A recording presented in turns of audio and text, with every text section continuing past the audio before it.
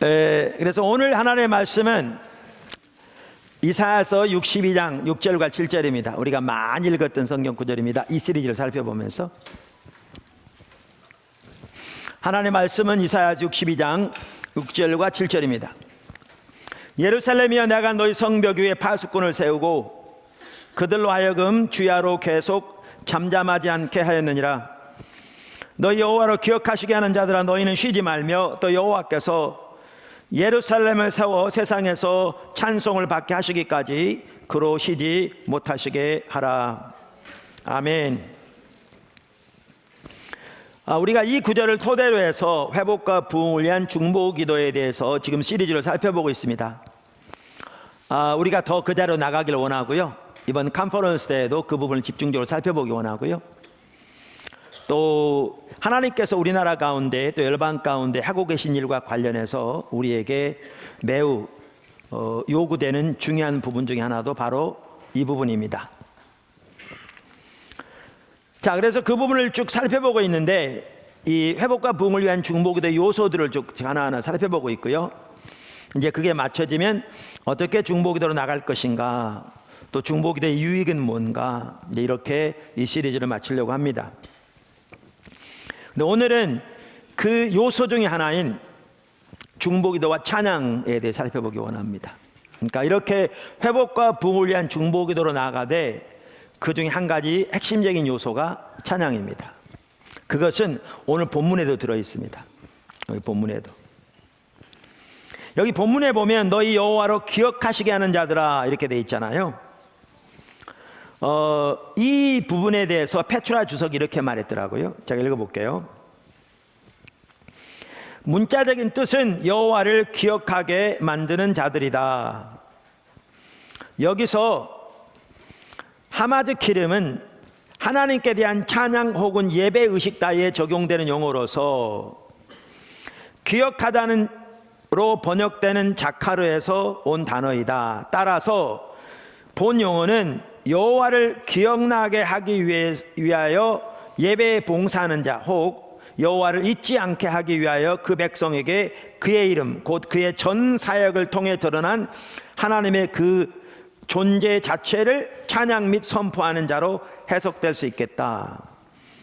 여기서는 후자로 해석됨이 마땅하다. 왜냐하면 1절에서 암시되었거니와 본절의 종교 지도자들이 임무란 다름 아닌 메시아를 통한 구원 사역을 계획하고 수행하실 하나님을 찬양하고 선포하는 일이기 때문이다.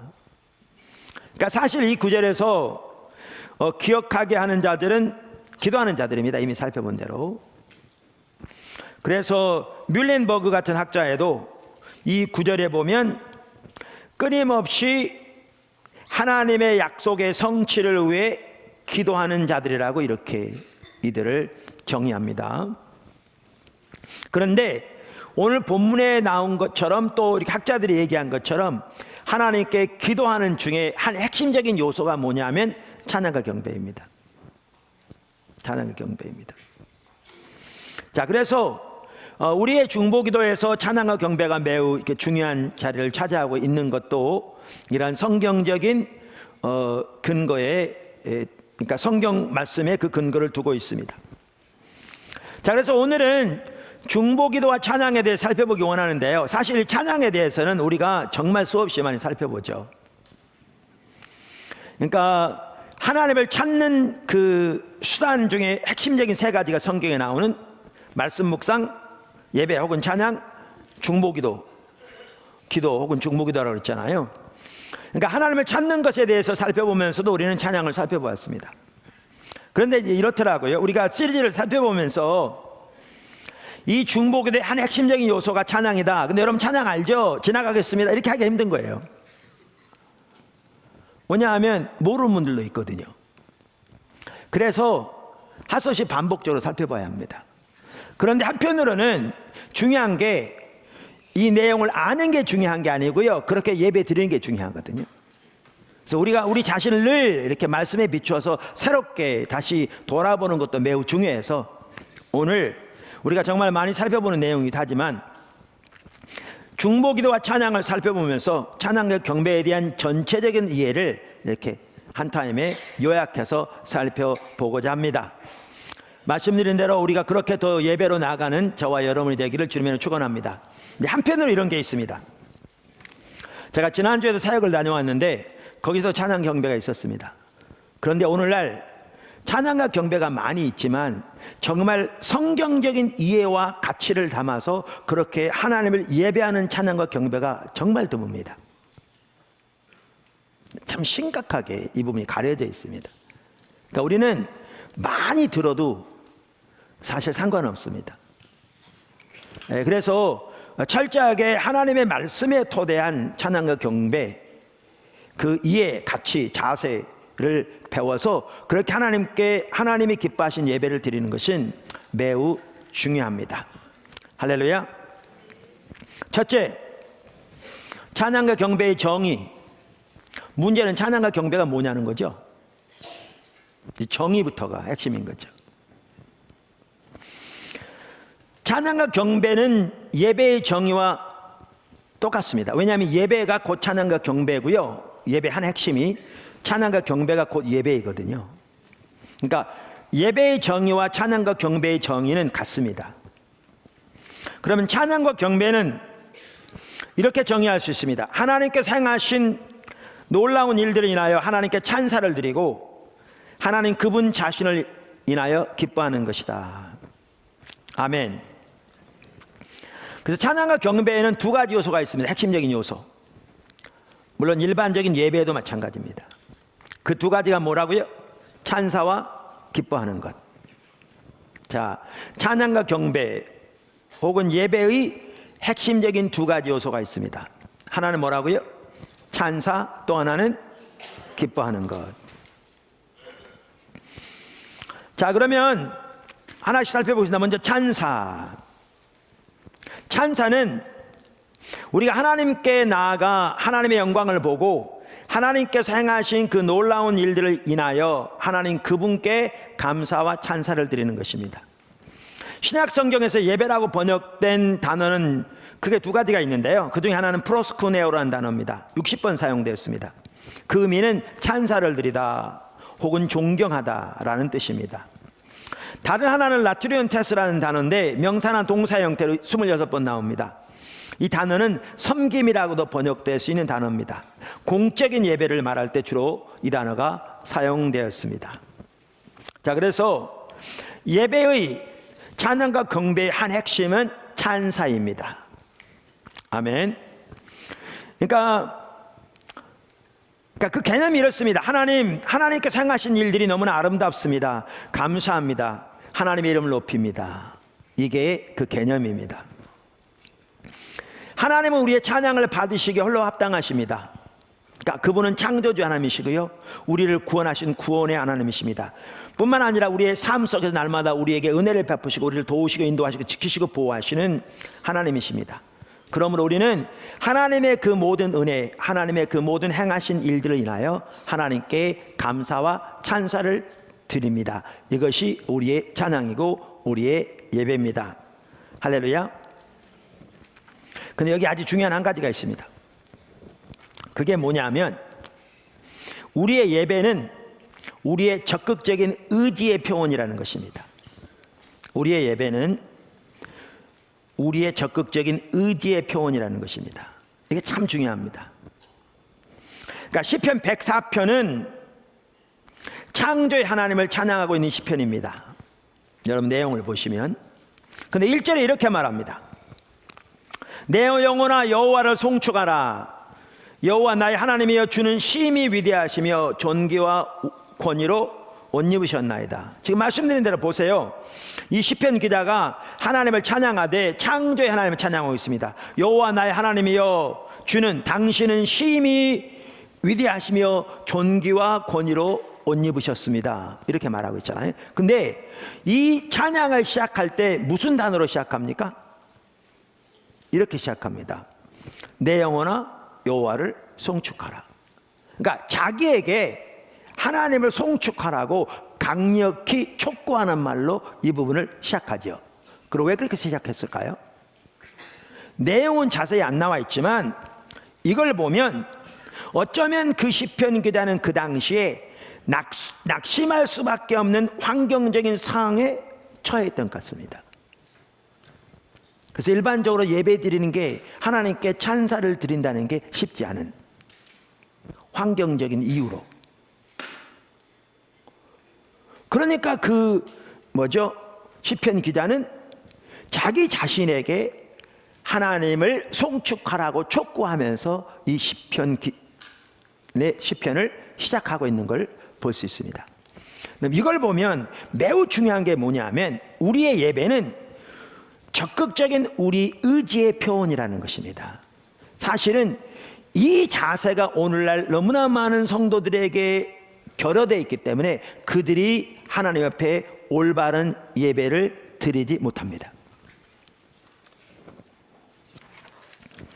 여러분, 예배는, 찬양과 경배는 저절로 되는 것이 아닙니다.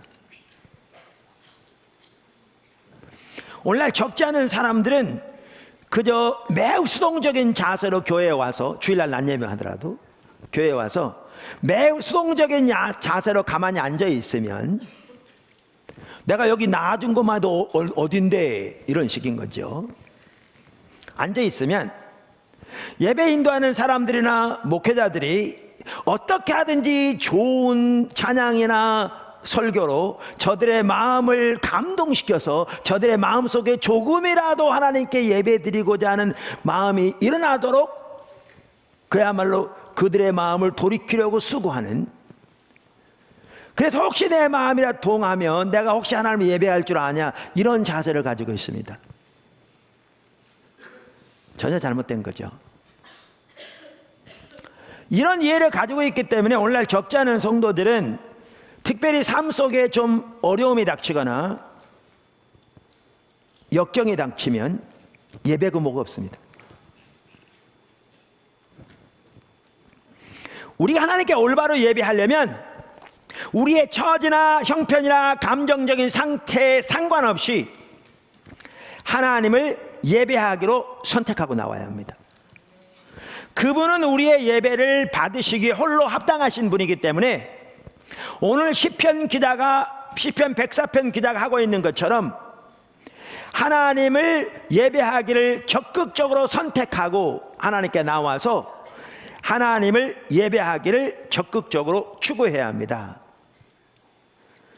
바꿔 말하면 하나님을 찬양하기를 적극적으로 추구해야 합니다. 이게 매우 중요한 자세입니다. 매우 중요한 자세입니다. 아멘. 자, 예배의 정의를 살펴보면 하나는 찬사라 그랬습니다. 다른 한 가지 요소가 뭐라고요? 기뻐하는 것이다, 그 말입니다. 예배는 하나님께서 행하신 그 놀라운 일들을 인하여 하나님께 찬사를 드릴 뿐 아니라 더 나아가 하나님 그분 자신을 인하여 하나님을 기뻐하는 것입니다. 이게 예배입니다. A.W. 토저는 그의 책 예배냐 쇼냐, 이게 이제 귀장에서 번역된 책인데요, 거기에서 조지 왓슨 박사의 말을 인용합니다. 그러면서 조지 왓슨 박사는 하나님을 예배하는 데 있어서 두 가지 단계가 있다, 레벨이 있다, 두 가지 수준이 있다, 이렇게 표현합니다. 그러니까 저는 두 가지 요소라고 말한 것을 그분은 두 가지 레벨이라고 이렇게 표현합니다. 그러면 두 가지 레벨이 뭐냐? 감사와 탁월함이다, 이렇게 말합니다. 감사는 gratitude, 탁월함은 excellence, 이렇게 표현합니다. 그러니까 그분이 말한 감사는 제가 말한 찬사고요, 그분이 말한 탁월함은 제가 말한 기뻐하는 것입니다. 그러니까 표현만 다를 뿐이지 같은 걸 의미합니다. 그러면서 에이든 토저는 오늘날 대부분의 성도들이 감사의 수준을 넘어서지 못하고 있다, 이렇게 지적합니다. 사실은 오늘날 우리의 환경은 감사의 수준도 이루지 못한 경우가 너무 많습니다. 무슨 말이냐면요, 일이 잘 될 때는 감사합니다. 얼마 전에 수능 시험이 있었는데 우리 아이가 수능 대박 나고 갑자기 자기가 원하는 대학에 장학생으로 들어갔다. 그러면 그 다음날 감사헌금이 올라오는 거죠. 이렇게 자기가 원하고 자기가 기대하고 자기가 바라는 것이 이루어졌을 때 하는 감사.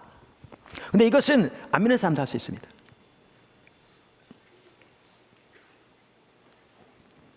그런데 너무나 많은 사람들이 그런데 자기가 기대하는 것이 이루어지지 않았거나 환경에서 어려움이 닥치면 감사요? 찾아볼 수가 없는 거죠. 그러니까 아까 에이든 토저는 많은 성도들이 감사의 수준을 넘어가지 못하고 있다 이렇게 말했는데, 실제로 오늘날 우리의 모습을 보면 진정한 감사의 수준도 이루지 못하고 있는 거죠. 자기 환경에 따라 일이 잘 될 때 그저 드리는 그 정도의 감사의 수준밖에 되지 않는 거죠. 성경은 범사에 모든 일에 감사하라고 말하고 있는데, 자, 어찌됐든 간에 에이든 토저는 이와 같이 감사의 수준을 넘어가지 못하고 있다 지적하면서 이렇게 말합니다. 하나님의 탁월함, 곧 하나님의 모든 하나님 되심을 인하여, 즉 하나님의 초월적이고 내재하시는 영광을 인하여 하나님을 예배하는 사람이 거의 없다 이렇게 말합니다. 하나님은 창조되지 않은 창조자로서 피조물이 우리와는 근본적으로 구별된 초월적인 하나님이십니다. 그런데 동시에 그분은 성령으로 우리 안에 내주하시는 임마누엘 하나님이십니다. 그러므로 하나님의 초월적이고 내재하시는 그 영광, 그분의 그 위대하심과 그 사랑, 그분의 그 하나님 되심을 인하여 하나님을 마음껏 기뻐하고 높이는 자가 적다, 그런 뜻입니다. 사실 하나님께 드리는 예배에서 이 부분이 한 핵심입니다. 그런데 많은 사람들이 여기에 이르지 못하고 있습니다. 사실 우리의 찬양과 경배 중에서도 이렇게 하나님의 하나님 되심을 인하여 그분의 초월적이고 내재하시는 영광으로 인하여 그분을 마음껏 높이고 기뻐하는 찬양이 매우 적습니다. 그만큼 그렇게 하나님을 예배하는 수준에 이른 자가 많지 않다는 얘기죠. 저는 우리의 찬양과 경배에서 나중에 이제 단계가 나옵니다만, 특별히 이 두 번째 단계에서는 여기까지 나아가는 게 우리의 예배의 매우 중요한 요소라고 생각합니다. 여기까지 나가는 게. 여기까지 못 나가기 쉽습니다.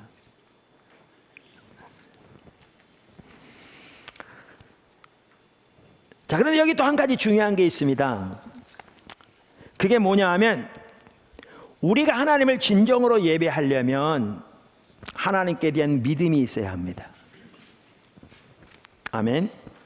그러니까 하나님께 대한 믿음이 있어야 우리가 하나님을 진정으로 예배할 수 있습니다.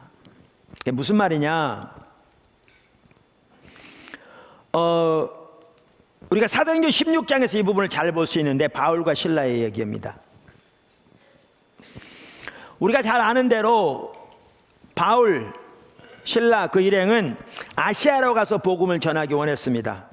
사도행전 16장 6절 7절을 보시면, 근데 하나님의 성령께서 반복적으로 막으셨습니다.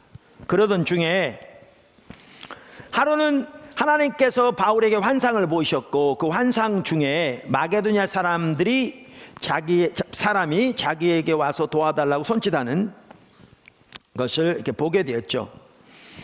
그들은 그것이 하나님의 뜻인 것을 분별하게 되었고, 그래서 그들은 마게도니아 지경의 첫 성인 빌립보로 가게 되었습니다.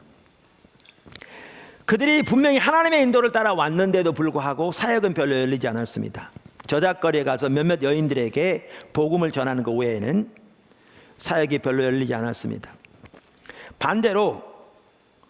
반면에 귀신 들린 여자아이가 그 바울과 실라의 뒤를 따라다니면서 하루 종일 예언하는 거죠. 문제는 예언은 정확하게 100% 맞는데 이게 귀신 들려 하는 거죠. 그러니까 인내하다 참지 못해서 그 귀신을 예수님으로 쫓아버렸습니다. 그랬더니 그 여자아이는 노예였고, 귀신 들려서 이렇게 점쳐서 많은 사람들로부터 그 주인들이 돈을 벌었는데, 이제 그 소망이 사라지니까 주인들이 고소해서 바울과 실라가 채찍에 맞고 감옥에 갇히게 되었습니다. 그 당시 채찍에는 이 갈고리가 있어서 이렇게 맞으면 살이 찢어 나갔다고 합니다. 당연히 적절한 치료를 받지 못했을 것이고요. 그 당시 감옥은 오늘처럼 냉난방 시설이나 의료 시설이 전혀 없었을 겁니다. 그러한 상황에 처했습니다. 자, 여러분이 그 상황에 처했다면 어떻게 하셨겠어요? 우리가 성경을 읽을 때 자기를 그 자리에 놓고 읽어야 은혜가 된다고 그러잖아요. 그럼 여러분이 바울과 실라였다면 어떻게 했겠어요? 어쩌면 많이 불평했을지 모릅니다. 우리가 아시아로 간다고 하지 않던가요? 뭐 때문에 여기 보내서 사역은 열리지도 않고 왜 우리가 이런 일을 당해야 합니까? 그랬겠죠. 근데 바울과 실라는 안 그랬어요. 밤 자정쯤 됐는데요, 그들은 큰 소리로 찬양하기 시작했어요. 감사하기 시작했어요. 근데 왜 이게 가능한 줄 아십니까? 왜? 왜 이게 가능했냐면요, 그들은 하나님을 전적으로 신뢰했기 때문에 가능했습니다. 그들은 그들에게 일어나고 있는 일들을 다 이해할 수 없었지만 하나님의 신실하심과 실수가 없으신 하나님의 지혜와 하나님의 주권적인 통치와 그들을 향한 하나님의 사랑을 신뢰하였기 때문에 그 상황에서도 하나님께 감사와 찬사를 드릴 수 있었습니다. 여러분, 진정한 예배요, 하나님께 대한 믿음이 동반되지 않으면 진정한 예배, 진정한 찬양 드릴 수 없습니다. 드릴 수 없습니다. 이렇게 그 상황에서도 하나님 말을 믿음으로 신뢰하고 하나님께 예배를 드리자, 찬양을 드리자, 찬사를 드리자, 하나님이 아마 감격하신 것 같아요. 그래서 견뎌하지 못하신 것 같습니다. 좋아서 견뎌하지 못하신 것 같아요. 그래서 옥토를 흔드셨죠. 그게 계기가 돼서 간수장 가족들을 중심으로 해서 빌립보 교회가 탄생하게 됩니다. 그리고 그 빌립보 교회는 사도 바울이 세운 교회 중에 가장 사도 바울의 사역에 동참했던, 사도 바울의 마음에 있던 교회였습니다.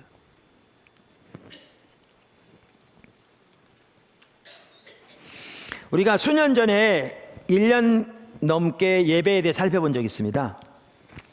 그때 이 부분을 살펴봤을 때 같아요. 살펴보고 설교를 마치고 우리가 찬양을 드렸든지 이 찬양을 했는지 기억은 안 납니다. 근데 했던 것 같습니다.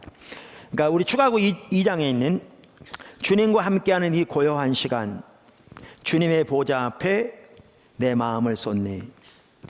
모든 것 아시는 주님께 감출 것 없네.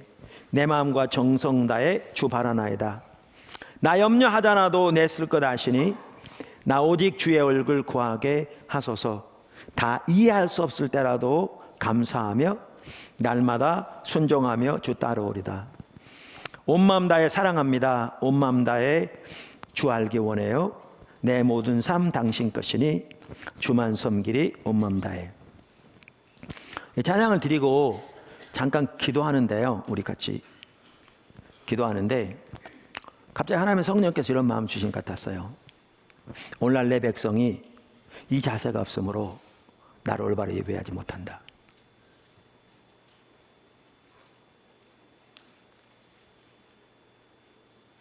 무슨 말이에요?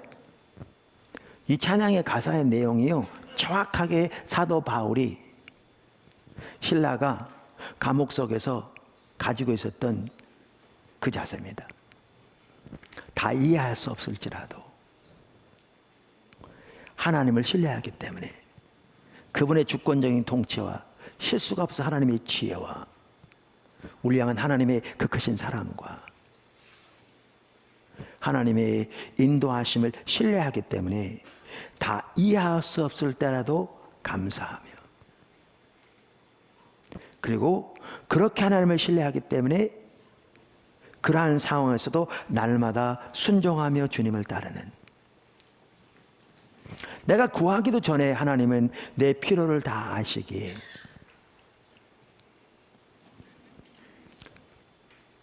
염려하지 않아도 하나님이 나의 필요에 대해 다 아시기에 오직 주의 얼굴을 구하며 주님을 찾는, 그래서 온 마음 다해 사랑합니다. 온 마음 다해 주 알기 원해요. 내 모든 삶 당신 것이니 주만 섬기리 온 마음 다해. 이게 바울과 실라가 가지고 있던 자세죠. 근데 오늘날 성도들의 삶 속에 이 자세가 없는 거죠.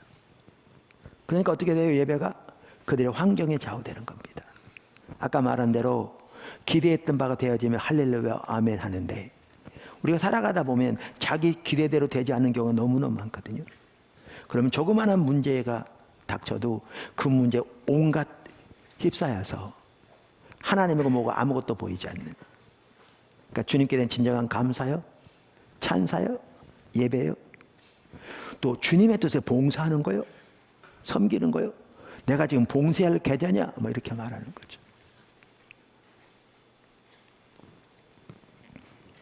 하나님께 대한 예배요, 하나님에 대한 신뢰가 뒷받침되어야 진정한 예배를 드릴 수 있습니다. 그러니까 찬양과 경배가 뭐냐? 예배가 뭐냐? 찬사와 기뻐하는 것입니다. 하나님 우리의 예배를 받기 홀로 합당하시기 때문에 우리가 어떤 상황과 환경 가운데 있든지 하나님께서 행하신 그 놀라운 일들을 인하여 하나님께 감사와 찬사를 드리고 하나님 그분으로 인하여 기뻐하는 것입니다. 이게 우리 인생의 가장 제일된 목적인가 하세요? 장로교에서 많이 쓰는 웨스트민스터 신앙 고백 소요의 문답 첫 번째 질문이 뭐냐 하면요, 사람의 제일 되는 목적이 무엇인가 라는 거예요. 그리고 그것에 대한 답변이 뭔지 아십니까? 하나님을 영화롭게 하는 것과 영원토록 그를 즐거워하는 것이다. 이게 정확하게 예배를 말합니다.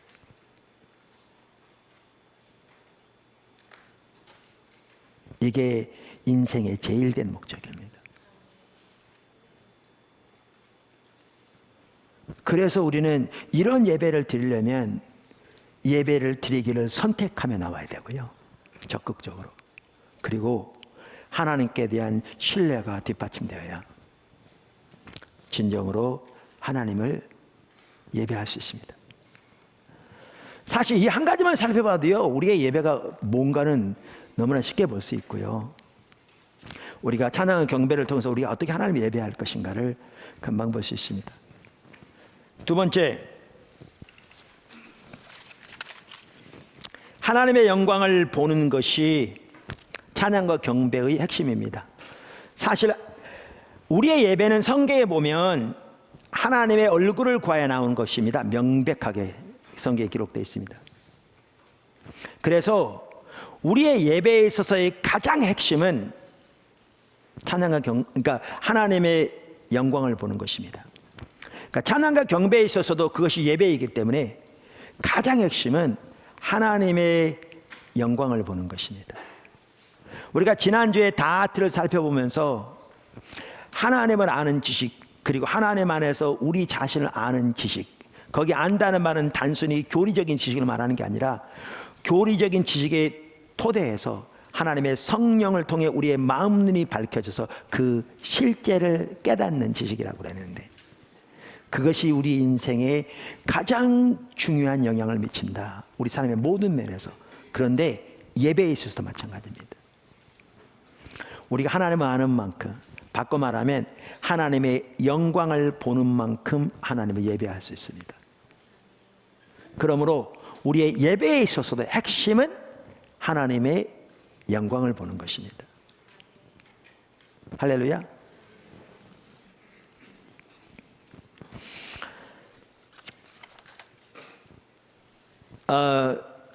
우리가 이것을 어디서 잘 볼 수 있냐면요, 요한계시록 4장 5장에서 잘 볼 수 있습니다. 그러니까 계시록 할 때 그 계시라는 말은 헬라어로 아포칼룹토라는 단어입니다. 이게 계시하다라는 뜻인데요, 이 말은 뚜껑을 열다 그 뜻입니다. 하나님께서 사도 요한을 통해 뚜껑을 열고 하늘나라에서는 어떻게 하나님께 예배가 드려지고 있나를 보여주신 게 요한계시록 4장 5장에 나옵니다. 거기에 보면 하나님의 보좌를 향해 스랍들이 앞서서 24장로들과 함께 천천만만의 천사들이 하나님께 찬양과 경배로 지속적으로 예배를 드리고 있는 걸 볼 수가 있습니다. 자, 그래서요, 여러분 찬양과 경배 시간이 지겨우면 하늘나라 갈지 말지를 고민해야 돼요. 왜냐하면 그곳에서는 찬양과 경배를 통해 하나님께 지속적으로 예배가 드려지기 때문에요. 고민하셔야 돼요. 주일날 아침에 일주일에 한 번 모여서 겨우 30분 드리는 것도 주리를 트신다면 그곳에 가면 지속적으로 계속해서 예배 드릴 텐데 고민하셔야 합니다. 찬양 경배가 지겨우신 분들은 거의 없겠지만 왜요? 그분들은 교회 안 오겠죠. 다른 교회로 가겠죠. 혹시 있으시다면 깊이 고민해 보십시오. 그런데 제가 한 번은요 요한계시록 4장 8절 11절 읽다가 갑자기 이런 생각이 들더라고요. 거기 나오는 스랍들의 모습이 괴물 같잖아요. 날개가 6인데 안팎으로 눈이에요. 온몸이. 한번 생각해 보세요. 여기도 껌뻑껌뻑, 여기도 껌뻑껌뻑, 껌뻑껌뻑. 얼마나 괴물이에요. 물론 이제 상징적 용어지만 뿐만 아니라 이게 읽다 보니까 그 스랍들은 마치 하나님을 찬양하도록 만들어진 로봇 같아요. 계속 찬양하는 거죠. 제가 보니까요 그 장로들 참 불쌍하더라고요. 보좌에 앉아있다가 면류관 쓰고 찬양 경배 드리면 일어나서 면류관 던지고 엎드려 경배하다가 끝나면 털털 털고 다시 앉겠죠, 쓰고. 근데 조금 더 또 바로 찬양이 시작되거든요. 그럼 다시 일어나지 던지고 엎드려 경배하다가 이렇게 하기를 하루 24시간 1년 365일 영원히 하거든요. 참 불쌍한 것 같았어요. 그런 생각이 들더라고요. 여러분들은 성경이다 그런 생각 안 드나 봐요. 근데 실제 그런가요? 만약에 하나님이 스랍들을요 하나님을 찬양하도록 만든 로봇이라면 그거 좋겠어요? 여러분이 좀 이렇게 사람들 앞에 칭찬을 받기 좋아하는 사람이야. 그래서 녹음하는 거예요. 여주봉 너는 위대하다. 나는 너를 좋아해. 너는 참 훌륭한 사람이야. 녹음해가지고 그 녹음기에다가 반복 그 재생 기능을 넣어가지고 하루 종일 반복되게 하는 거예요. 그거 듣고 좋아할 사람 있어요? 그거 듣고 좋아하는 사람이면요 정신병자예요. 잘못된 사람이죠. 하나님이 스랍들을 자기를 찬양하도록 만들어가지고 그 찬양 듣고 좋아하신다면 하나님 정신병자죠.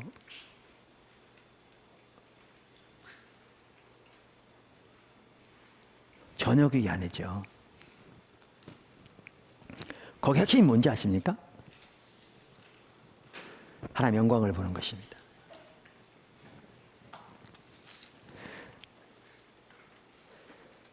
고린도서 3장 18절에 보면 이 땅에 있는 동안에는 우리가 하나님의 영광을 보되 거울을 보는 것과 희미하게 본다고 나와 있거든요.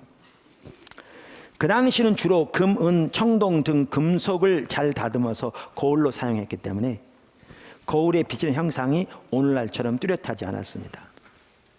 그러니까 오늘날 우리는 하나님의 영광을 보되 부분적으로밖에 못 보는 거죠. 조나단 에드워즈는 말을 타고 가다가 기도하기 위해서 말에서 내려 기도하는데 하나님의 본체인데 우리를 위해 인간으로 오셔서 십자가 돌아가신 예수님의 그 낮아지심과 겸손하심의 영광이 깨달아지더래잖아요.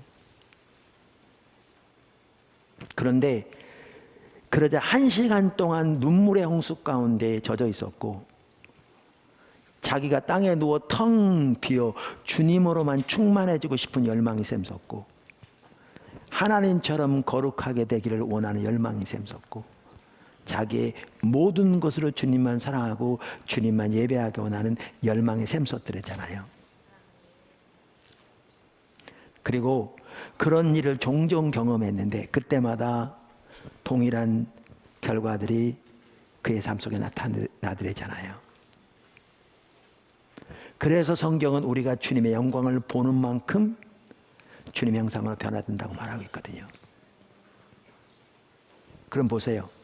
이 땅에서는 하나님의 영광을 보되, 이 말은 하나님의 그 성품을 아는 것을 말하는 거죠. 그 위대하심, 그 사랑, 그 신실하심, 그 자비, 그 긍휼, 그 능력 깨닫되 거울을 보는 것 같이 희미하게밖에 못 보지만 그렇게라도 주님의 영광을 보게 되면 정말 주님만을 예배하게 되고 주님만을 기뻐하게 되고 주님으로 충만케 되기를 원하게 되고 주님만을 사랑하기를 원하는 열망이 샘솟게 되잖아요.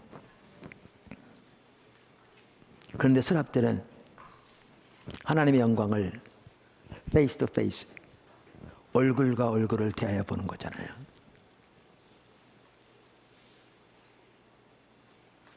사도 요한이 요한일서 3장에서 우리가 그날에 예수님의 형상대로 변화될 것은 그날에는 우리가 그분의 영광을 얼굴과 얼굴을 대하여 볼 것이기 때문이라고 말하잖아요.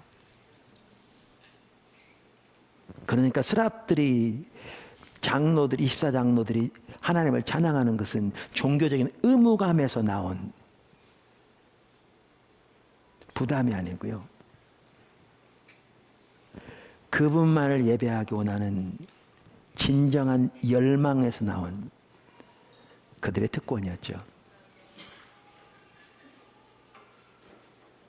예배요,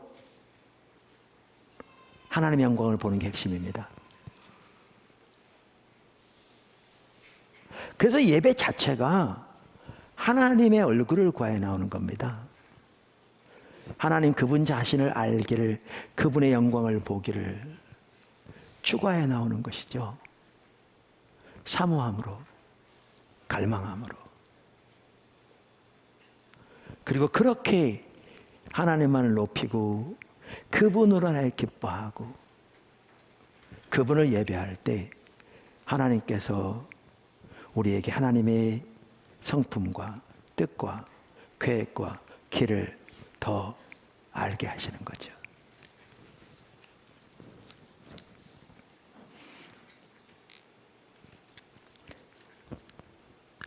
우리의 예배, 찬양과 경배 핵심은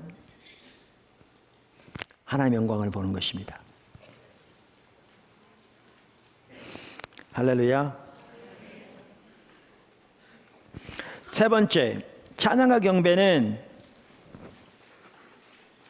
오직 하나님의 영광을 위한 것입니다. 하나님께 드려진 예배이기 때문에 찬양과 경배는 오직 하나님의 영광을 위한 것입니다. 히브리서 13장 15절 보십시오. 그러므로 우리는 예수로 말미암아 항상 찬송의 제사를 하나님께 드리자. 이는 그 이름을 증언하는 입술의 열매니라. 자, 여기 보시면 어떤 제사에 대해서 말하고 있습니까? 찬송의 제사에 대해서 말하고 있습니다. 그러니까 이걸 보시면 하나님께 드리는 찬송이 하나님께 드리는 제사의 한 핵심적인 부분인 걸 볼 수 있습니다. 그런데 얼마나 자주 드리라고요? 항상 찬송의 제사를 드리자. 근데 누구에게 드리라고요? 하나님께 드리자. 그런데 누구를 힘입어 또한 그렇게 찬송의 제사를 드리라고요? 예수로 말미암아. 사실 이 간단한 한 구절이지만요, 우리의 예배와 관련해서, 우리의 찬양과 관련해서 많은 중요한 부분을 지금 여기 내포하고 있습니다.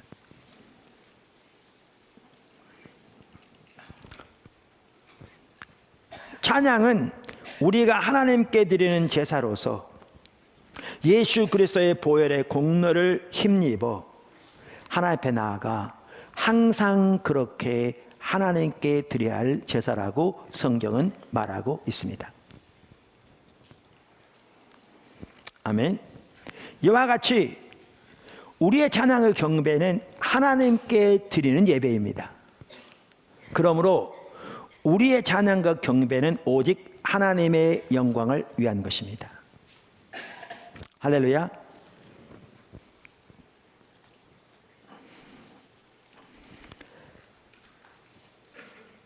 우리의 찬양과 경배가 오직 하나님의 영광을 위한 것이라고 말할 때 이 부분에서 이의를 제기하는 사람은 없을 겁니다. 당연하지 이렇게 말하죠. 근데 심각한 문제는 너무나 적지 않은 사람들이 실제로는 그렇게 하지 않는다는 겁니다. 오늘날 이게 심각한 문제입니다. 그러니까 찬양과 경배는 하나님의 영광을 위한 것이기 때문에 찬양과 경배는 사람을 위한 것이 아닙니다.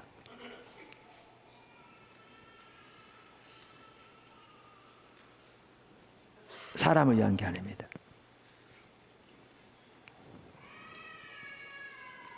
우리의 예배는 하나님의 영광을 위한 것이기 때문에 사람을 위한 것이 아닙니다.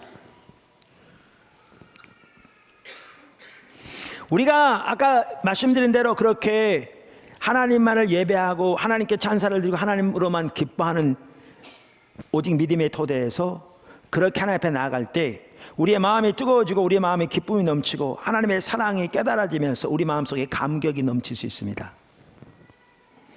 그럼에도 불구하고 찬양과 경배는 우리를 위한 게 아닙니다. 찬양과 경배는 오직 하나님의 영광을 위한 것입니다. 근데 제가 왜 이걸 말씀드리냐면 그렇기 때문에 찬양과 경배를 소위 사람들에게 은혜 끼치기 위한 수단으로 이해하는 그러한 오늘날 엔터테인먼트 스피릿, 소위 말하면 오락의 영이 교회 안에 너무너무 가득합니다. 찬양은 해요. 사람 기쁘게 하고 사람에게 은혜 끼치려 노력하죠. 근데 하나님은 의식조차 하지 않는 거죠.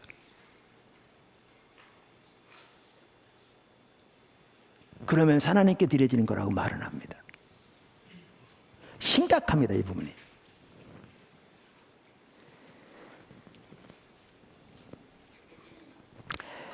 알트 캔들 목사는 히브리서 3장 15절에 대해 이렇게 말합니다. 찬양의 제사, sacrifice.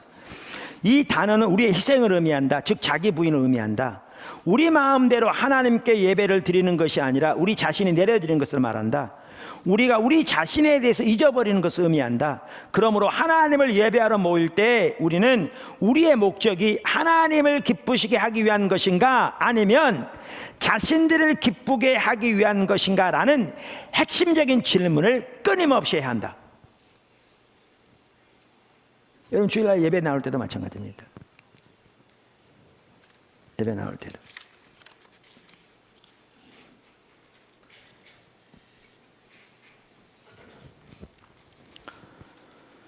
자, 그래서 찬양과 경배는 오직 하나님의 영광을 위한 것입니다. 아멘. 네 번째인가요? 직접 화법의 찬양. 찬양과 경배는 하나님께 드려진 최상 형태의 예배로서 우리 예배의 대상은 오직 하나님이십니다. 아멘. 찬양과 경배는 우리의 모든 예배건 그 중심에 하나님이 있습니다. 예배의 대상은 오직 한 분 하나님이십니다. 그러므로 우리가 찬양과 경배를 이렇게 예배로 이해할 때 여기 한 중요한 요소가 뭐냐면 하나님께 직접적으로 드려지는 직접 화법의 찬양입니다. 기도가 주로 2인칭으로 드려지는 즉 하나님께 직접적으로 말하는 대화인 것처럼 찬양과 경배도 곡조 있는 대화로서 하나님 그분께 직접적으로 드리는 고백하는 직접 화법의 찬양이 매우 중요합니다. 에베소 5장 19절에 보면 두 가지 종류의 찬양이 나옵니다.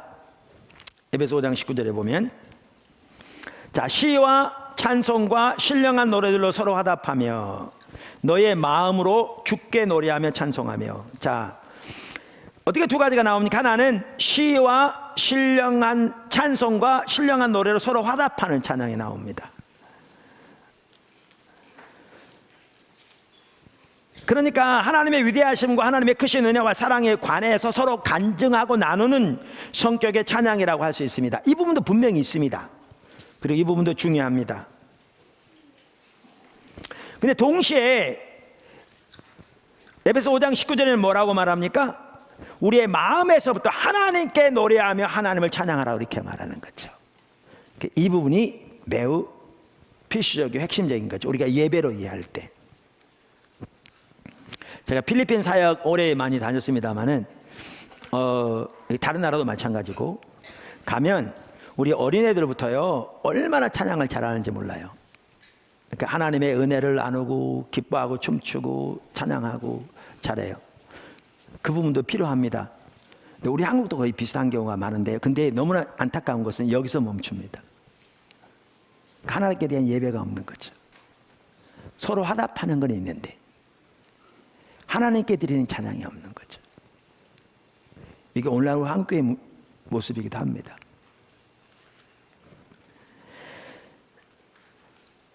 그래서 아까 말씀드린 대로 우리의 찬양이 예배로서 하나님 그분께 찬사를 드리고 그분을 기뻐하는 것이기 때문에 중요한 한 가지는 그분의 은혜를 서로 화답하는 간증식의 찬양도 있지만, 이 부분도 중요하지만 더 나아가 우리 중심에서부터 하나님 그분을 예배하고 높이고 기뻐하는 이 찬양이 필수입니다. 근데 이렇게 찬양이 드려지기 위해서 중요한 한 가지가 뭐냐면 직접합법의 찬양입니다. 간증식의 간접합법의 찬양이 아니라. 자, 시편 18편 1절을 보십시오. 다윗의 시편입니다. 나의 힘이 되신 여호와여, 내가 주를 사랑하나이다. 이게 지금 찬양이고 예배잖아요. 시편이 이렇게 고백하죠. 여기 주라는 단어는 주라는 단어가 아니고요, 2인칭 단수로 이렇게 번역해 놓은 겁니다. 나의 힘이 되신 여호와여, 내가 당신을 사랑합니다. 그 말이죠. 근데 우리나라는 하나님을 당신이라고 그러면 건방진 놈, 어떻게 감히 하나님을 당신이라고 그래. 그러니까 이제 이렇게 번역한 거죠. 나의 힘이 되신 여호와여, 내가 주를 사랑합니다. 여러분 집에 가면 이거 액자에 많이 걸려 있죠. 근데 여러분 이거 아세요? 하나님이 여러분의 힘이 되시려면요, 하나님만 여러분의 힘이 되셔야 돼요.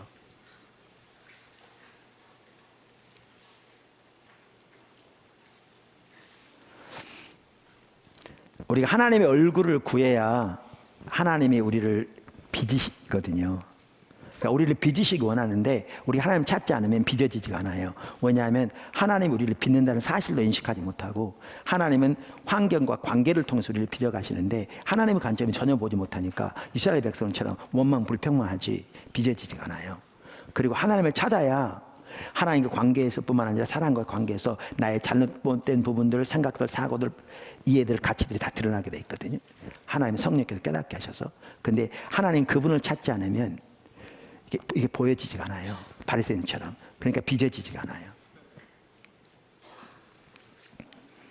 저희가 첫 번째 교회 개척할 때 아침 저녁으로 주님을 집중적으로 찾았는데, 제 아내 같은 경우는 점심 때까지 나와서 하루에 3번씩 주님 찾는 거죠. 제 아내 열심히 특심이거든요. 그래서 열심히 하면 교회가 잘 세울 줄 아는데 잘 안 되는 거죠. 그러면 하나님께서 하나님을 찾는 것을 우선적으로 하도록 우리를 이제 돌이키신 거죠. 근데 하루는 그 당시에 이런 일이 있었답니다. 이제 점심 때 교회에 나와서 이렇게 주님을 찾고 있는데 힘이 빠져 있는 거죠.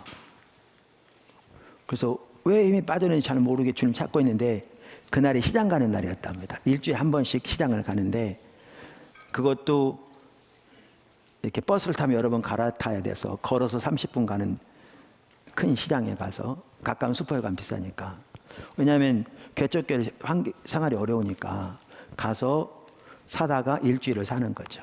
그러면 아이들 간식까지 포함해서 일주일을 살려면 최소한 몇만 원은 필요한데 호주머니 몇천 원 있었던 거죠. 근데 이제 왠지 자기 힘이 빠져 있는데 주님 찾고 있는데 그 상황이 딱 깨달아지더랍니다. 자기가 왜 힘이 빠져 있는지를. 즉 돈이 없는 거죠. 그 상황인데. 그러니까 힘이 빠져 있는. 그러면서 하나님이 또렷하게 그 마음속에 이렇게 감동을 주시더랍니다. 너는 나만의 너의 힘이라며. 그러니까 하나님이 자기 힘이라고 고백해 왔는데 지금 돈이 없으니까 힘이 빠져 있는 것을 보면 돈이 힘인 게 보여진 거죠.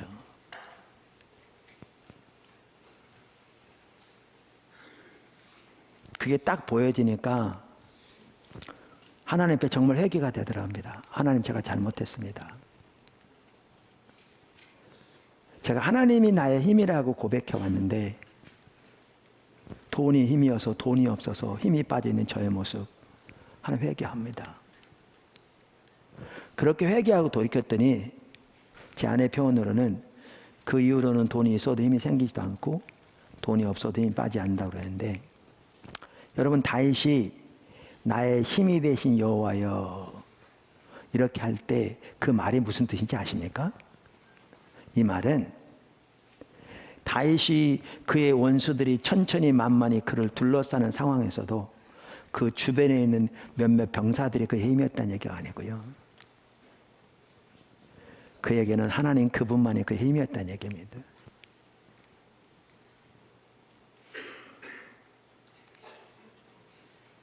그렇기 때문에 하나님 그분이 그의 산성이었고 하나님 그분이 그의 의지셨고 하나님 그분이 그의 성노였습니다. 자, 그러면 예배는 이런 겁니다. 하나님 앞에 나아가, 여러분이 하나님 앞에 나아가 중심에서 그분을 찾는 가운데, 영의 눈으로 구하는 가운데 여러분이 지금 말씀드린 다윗과 같은 그런 이해를 가지고 나의 힘이 되신 여호와여, 내가 주님을 사랑합니다, 이렇게 고백한다면 하나님은 너무나 기뻐하실 겁니다. 그게 예배입니다. 그게 찬양이고. 나의 힘이 되신 여호와여. 그러는데 실제 삶에서는 전혀 하나님 힘이 아니고, 다 하나님 힘이라고 그러죠. 문제는 하나님도 힘도 힘이고 돈도 힘이고, 하나님도 힘이고 통장도 힘이고, 하나님 힘이고 직장도 힘이고, 하나님 힘이고 사업이 힘이고, 하나님 힘이고 목회자 같은 성도들 숫자가 힘이고, 하나님 힘이고 헌금만이 아니라 성도도 힘이고, 이런 이해를 가지면 우리 믿는 사람들에게서는 전형적인 우상 숭배는 혼합주의 신앙인데, 하나님도 믿고 세상도 믿고, 하나님도 의지하고 돈도 의지하고, 그러면 하나님 관점이 실제는 그 우상을 의지하는 건데, 그런 삶 그대로 가지고 있으면서 사람들에게 소위 말하면 노래를 통해서 그들에게 소위 은혜 끼치기 위해서 나의 힘이 되신 여호와여 그런다면요, 그 예배 아닙니다. 그 엔터테인먼트입니다. 오락이라고요. 오늘날 교회 안에 예배 오락의 영이 너무 가득합니다. 그거 찬양 아니라니까요. 그 노래입니다.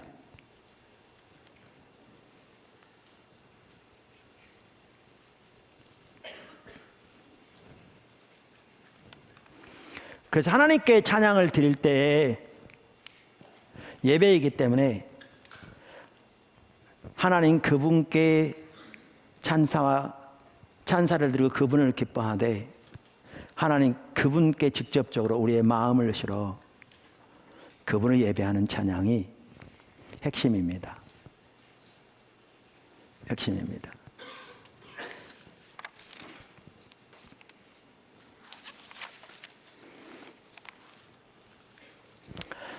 다섯 번째, 찬양과 경배의 자세.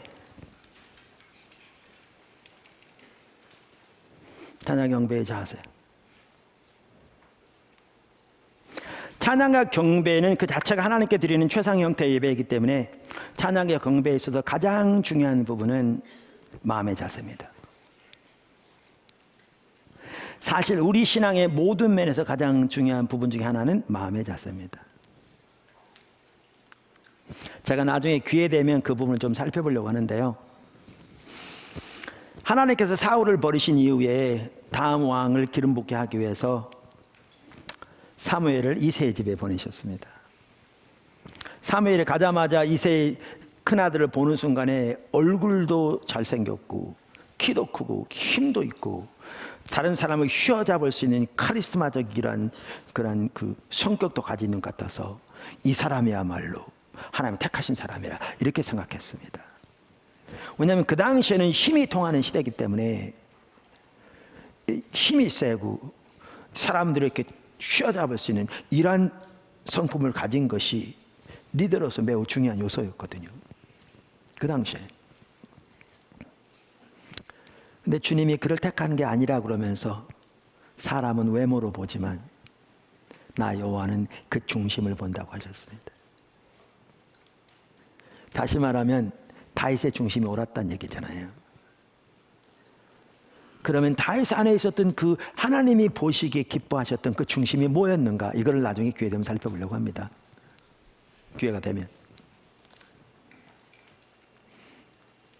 그런데 이와 같이 우리 신앙의 모든 면에서 가장 중요한 부분 중에 하나가 우리의 중심입니다.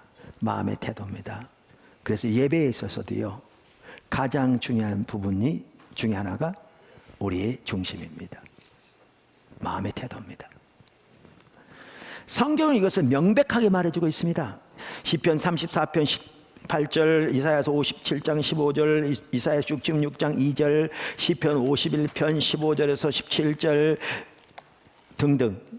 제가 시간 관계상 읽지 않습니다. 자, 그래서 우리의 마음의 자세, 중심이 우리의 예배뿐 아니라 우리 신앙 모든 면에서 가장 중요한 요소 중에 하나인데, 그러면 경배의 자세는 뭔가? 크게 세 가지만 말씀드립니다. 하나는 마음을 다해 하나님을 찬양해야 합니다. 둘째, 십자가의 공로만을 의지해서 나가야 합니다. 셋째, 삶의 예배로 드려져야 합니다. 세 가지가 뭐라고요? 마음을 다해서 하나님을 찬양해야 합니다. 둘째, 십자가의 공로만 의지해 나가야 합니다. 셋째, 삶의 예배로 드려져야 합니다. 이 하나하나 자세히 살펴보려면 또 시간이 많이 걸리니까요, 여기서는 간단히 아까 말씀드린 전체적인 것을 지금 요점만 살펴보려고 합니다. 우선 하나는 하나님께 드리는 예배는 우리의 마음을 다해서 드리는 예배가 되어야 합니다. 사실 성경에 보니까 그렇더라고요. 하나님은 오직 하나이신 여호와이시기 때문에요, 우리가 하나님께 하는 모든 것은 마음과 뜻과 성품을 다해서 해야 합니다. 성경이 명백하게 말합니다. 그러니까 하나님을 사랑하는 것도 마음과 뜻과 성품을 다하라고 되어 있고요, 하나님을 찾는 것도 마음과 힘을 다해 하라고 되어 있고요, 하나님께 순종하는 것도 우리의 존재를 다해서 말하고 있고요, 하나님께 예배드리는 것도 우리의 마음과 힘과 뜻을 다해 예배해야 합니다. 여러분, 그렇게 나와야 합니다. 하나님께 예배드리러.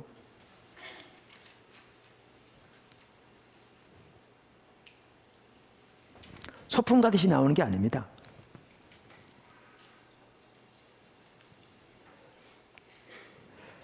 자, 그러면 우리의 마음을 다해서 하나님을 찬양해야 되는데 어떻게 마음을 다해서 찬양하는가? 여러 가지가 있을 겁니다. 당연히.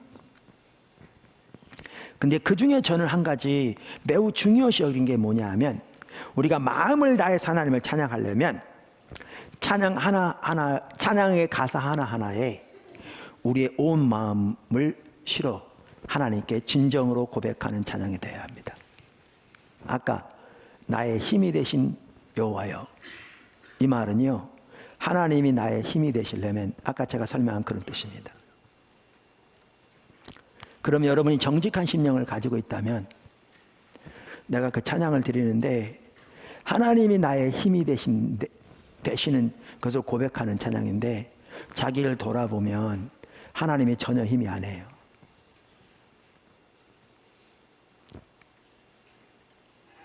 예를 들면 내가 지금 뭐 때문에 자부심을 가지고 있는가? 내가 지금 무엇을 의지하고 있는가? 무엇이 나에게 힘을 주는가? 무엇이 나에게 살아갈 소망을 주는가? 이걸 보면 여러분에게 뭐가 힘인가 금방 알 수 있습니다. 뭐가 여러분의 삶 속에 빼앗긴다면 여러분이 낙심하고 여러분이 실망하고 여러분의 힘이 빠지고 여러분에게 좌절할 것인가? 그것을 보면 여러분이 무엇을 의지하고 있는 걸 금방 알 수 있습니다.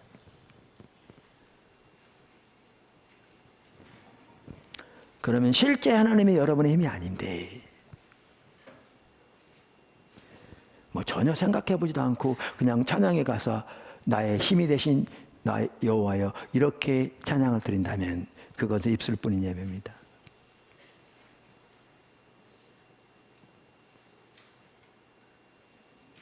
그리고 그 입술뿐인 예배가 습관화되면 여러분의 신앙은 껍데기만 남습니다. 모양만 남습니다. 하나님과 관계는 돌처럼 굳어지고요. 여러분의 신앙은 화석처럼 되어집니다. 화석 보셨죠? 나무인데요. 진짜 나무예요. 결까지 다 있어요. 근데 굳어서 돌이 된 거예요. 신앙은 그렇게 돼버립니다. 모양은 다 갖추고 있는데 생명이 없는 돌처럼 굳어버린. 예배는 여전히 드립니다. 주일날 빼놓지 않고 절차를 진행할 뿐인 거죠. 그리고 삶에서는 예배를 통해 하나님과 만남이 이루어지고 거기에서 하나님은 또 공급받고 하나님의 사랑이 우리 마음에 부어지고 그 하나님의 뜻이 우리 삶 속에 보여지고 그래서 우리의 삶에서 그 하나님 주신 힘 가지고 하나님 뜻의 삶이 조정되어지고 다시 엎어질지라도 일어나서 주님의 은혜를 구하고 이렇게 나가게 될 텐데 이런 건 전혀 사라져버리고 종교적인 의식만 다람쥐 차박기처럼 반복되는 모양 무늬만 크리스찬인 무늬만 기독교인인 그러한 삶으로 전락해버리고 삶에서는 하나님과 상관없는 삶을 살아가는 거죠. 하나님의 은혜는 함께하지 않는.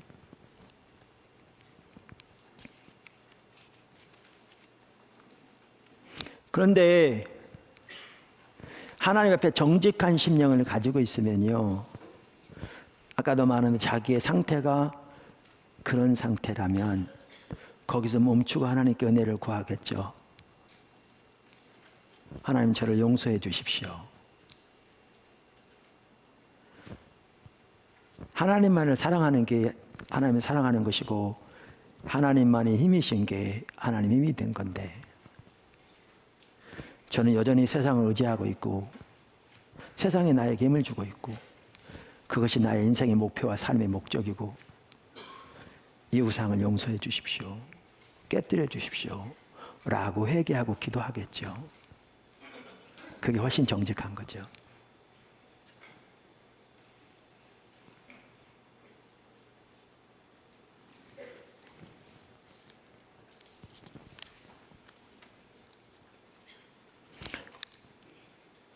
여러분 제가 찬양 가사 하나에 마음을 실은다고 그러니까 이게 대수롭지 않은 것 같은데요. 우리의 예배가 하나님께 드려지는 진정한 예배가 되려면 필수적인 요소입니다. 지금 제가 설명드린 것처럼. 근데 오늘날은 거의 그렇게 안 합니다.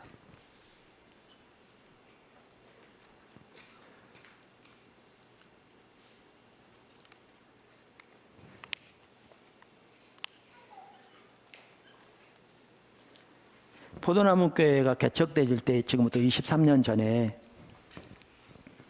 하나님이 분당에서 처음 교회를 다시 시작하라고 그런 마음 주서 기도 중에 교회가 개척됐잖아요. 초기에 교회 사택에서 우리 부부하고 한 집사님 부부하고 4명의 교회를 시작했습니다. 준비한 거죠.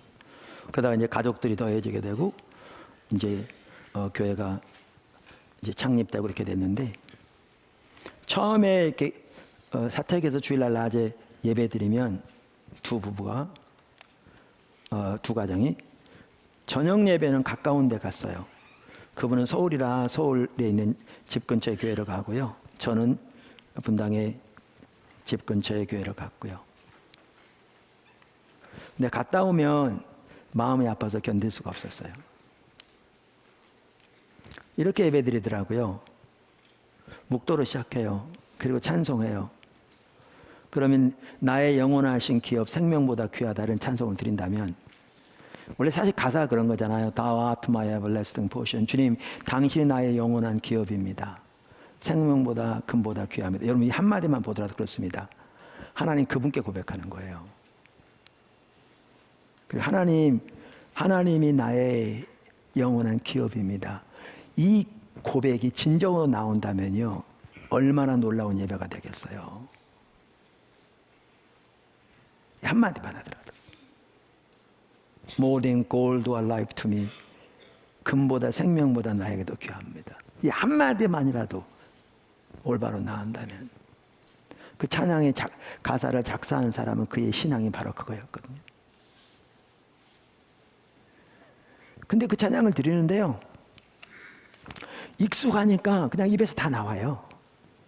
그래서 이렇게 하더라고요. 앞에서 예배를 인도하는 목사님도 나의 영원하신 기업 그러면 하면서, 누가 이제 방문하는 사람이 오잖아요. 나간 사람 방문하면 생명보다 이쪽에 앉으라는 거예요.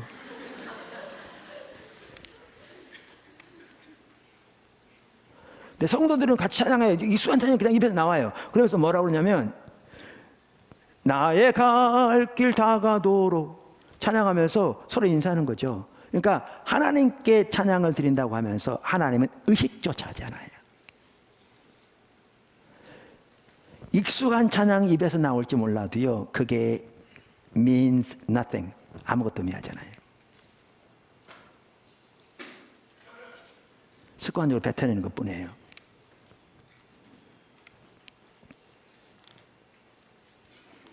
그리고 이어서 대표기도 하는데 들어보면 자기 정견 발표예요.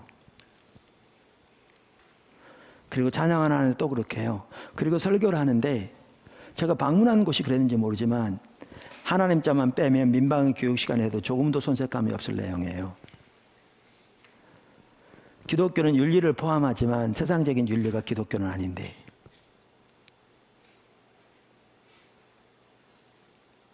그리고 주기도문으로 예배를 끝내요. 원래 주기도문이요, 예배 끝날 때 외우라고 예수님께 가르쳐 준 거 아니에요. 그렇게 기도하라는 것이고 그 삶을 추구하라는 것이죠. 근데 우리는 주기도문으로 예배를 끝나면 그 예배가 참다운 예배 같고, 주기도문으로 예배를 안 끝나면 그러면 뭐가 화장실 갔다 뒤도 안 닦고 나온 것처럼 뭔가 찜찜한, 그래서 예배 순서의 한 순서로 전락해버렸어요. 그냥 외우면 되는. 그게 무슨 예배입니까? 그게 무슨 하나님께 드린 예배입니까? 그렇게 교회에 왔다만 가면 하나님 기뻐하신답니까?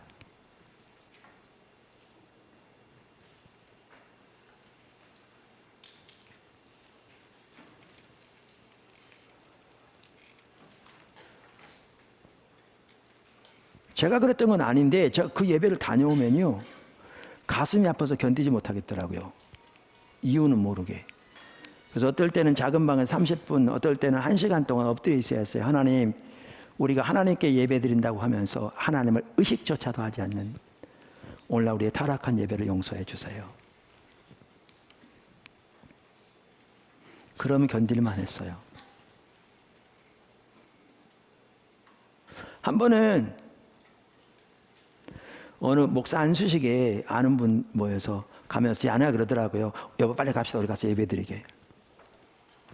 그런데 가면 대개 이런 찬양 인도하잖아요. 푸른 바다 나선이 몸. 누구한테 드리는 거죠? 찬양은? 하나님께. 그러면 하나님께 고백하는 거잖아요. 푸른 바다 나선이 몸 어디든지 가겠습니다. 악을 굴자 빈들에도 복음 들고 가겠습니다. 그분께. 그런데 앞에서 인도하는 전도사나 따라서 하는 그들이나 하나님 의식조차 하지 않아요. 전도사는 빨리 담임 목사님이 나와서 이제 본격적으로 예배 시작하기 기다리고 눈치만 보고 있고요. 성도들은 그날 축하하러 왔지 하나님께 예배 드린다는 의식조차 없어요. 그리고 조금 더 담임 목사님이 나왔어요. 그런데 담임 목사님은 안수스러운 다른 목사님들을 높인 데만 그야말로 힘을 쓰고, 어떤 다른 목사님이 나와서 담임 목사에게 잘해주라고 그러는데 자기 양 목사면 목사님 하나 타드리고, 목사님 타드릴 때 이쪽 호주머니는 자기 이름, 이쪽은 목사님 이름 좀 하나씩 사주라고 그러더라고요. 제가 앉아 듣고 있는데 막 분노가 나오더라고요. 목사 거지냐 구걸하게.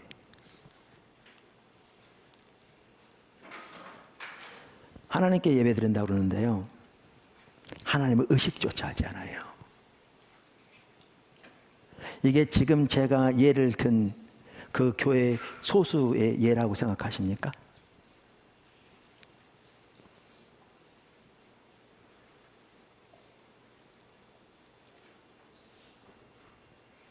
하나님께 찬양 드린다고 그러지만 무슨 말 하는지 신경도 쓰지 않아요. 습관적으로 나올 뿐이에요. 그리고 자기의 생각과 자기의 마음은 온갖 다른 데 있어요. 그러면서 하나님 찬양한다고 그래요.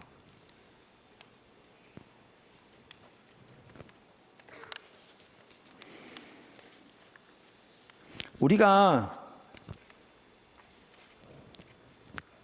하나님께 예배를 드리는 것이기 때문에요, 찬양과 경배는 우리의 마음을 다스려야 합니다. 하나님의 영광을 바라보며 하나님 그분께 우리의 온 마음과 삶을 실어서 그렇게 하나님을 예배하고 높이고 그분을 추구하기를 선택하셔야 합니다. 하나님은 정직한 심령을 기뻐하십니다.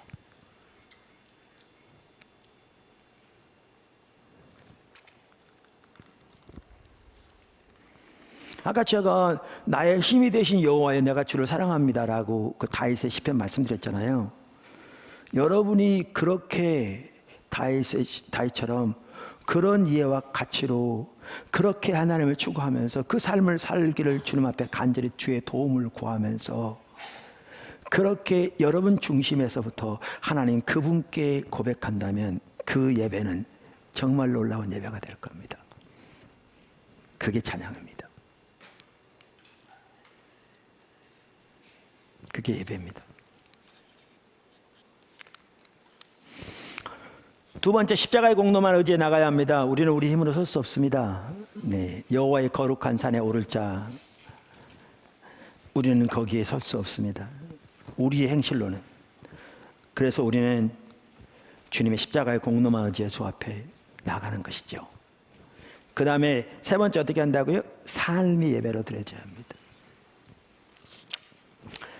성경에 보면 우리의 신앙의 본질인 하나님과 친밀한 교제와 우리의 예배와 삶은 분리되지 않습니다. 우리가 하나님을 알고 존재를 하여 사랑하는 만큼 우리의 삶에서 하나님의 길을 따라 행하게 되어 있습니다. 하나님의 은혜로. 반면에 하나님을 알고 존재를 다해 사랑하는 하나님과 친밀한 교제에서 떠나면 종교적인 의식은 남아있을지 모르지만 우리의 삶은 반드시 하나님의 법을 버리게 되어 있습니다. 인간은 예외가 없습니다. 신구약 전체. 그러면 하나님과 친밀한 교제에서 떠나 삶은 하나님의 법을 버린 채 종교적인 의식만 남아있는 예배는 하나님이 견디하지 못하시는 타락한 예배입니다.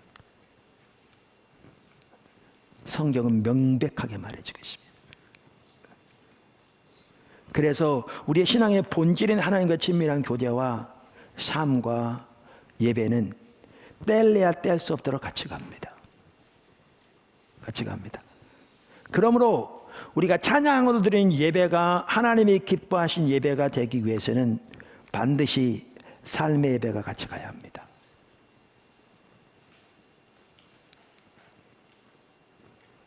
삶의 예배가 같이 가야 합니다.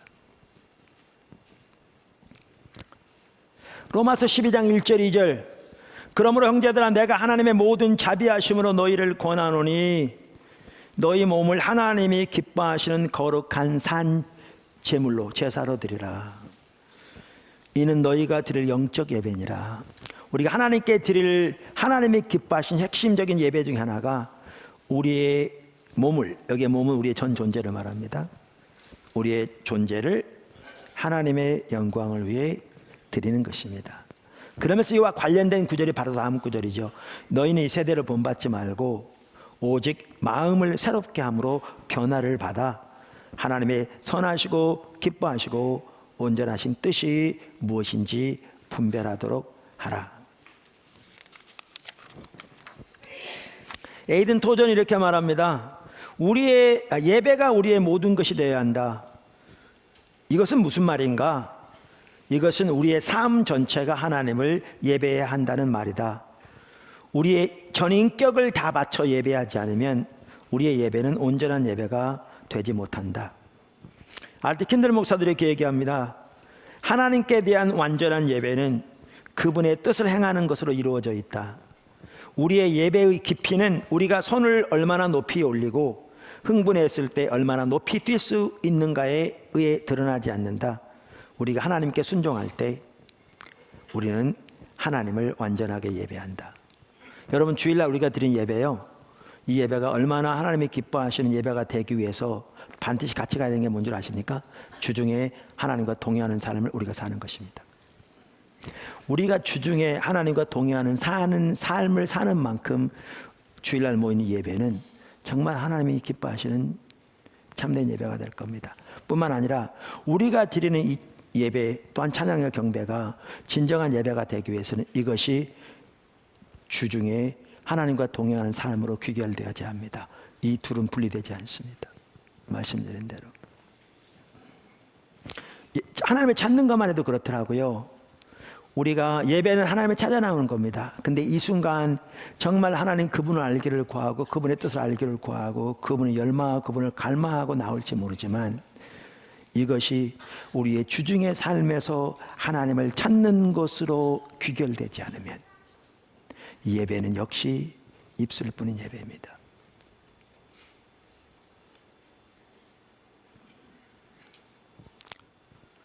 삶의 예배로 드려야 합니다.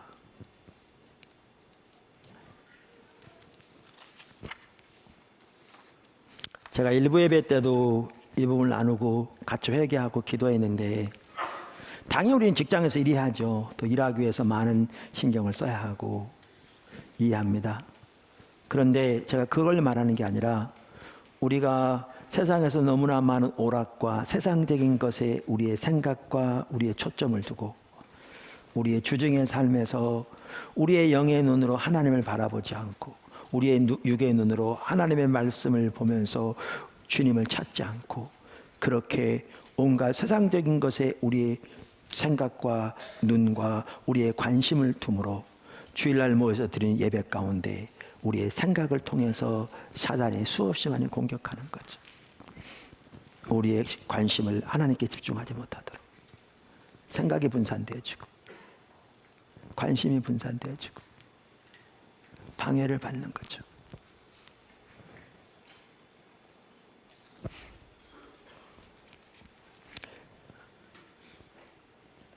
삶의 예배를 드려야 합니다. 마지막으로 찬양과 경배의 단계. 찬양과 경배의 단계의 주된 목적은 찬양과 경배를 통해 하나님과의 더욱 깊은 친밀한 교제로 나아가기 위한 것입니다. 이 단계들을 통해 나아갈 때 우리는 점진적으로 하나님과의 더욱 친밀한 교제 속으로 나아갈 수 있습니다. 찬양 경배는 첫 번째 단계는 경배의 부름이고요.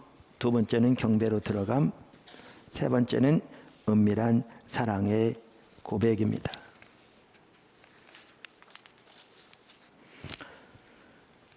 이 부분 사실 매우 중요한데 제가 오늘은 여기까지 하겠습니다. 한꺼번에 다 할 수는 없잖아요. 오늘은 중보 기도와 찬양에 대해 살펴봤습니다. 그러니까 중보 기도의 한 가지 핵심적인 요소는 찬양입니다.